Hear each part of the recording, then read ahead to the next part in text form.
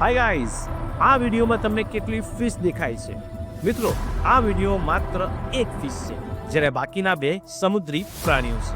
એમાંથી પ્રથમ છે જેલીફિશ. જેલીફિશનું 95% શરીર એ પાણી કે જેલી જેવા દ્રવ્યોનું બનેલું હોય છે. જેલીફિશમાં અન્ય માછલીની જેમ બ્રેઇન, બ્લડ, સ્પાઇન કે સ્કેલેટન જેવું હોતું નથી.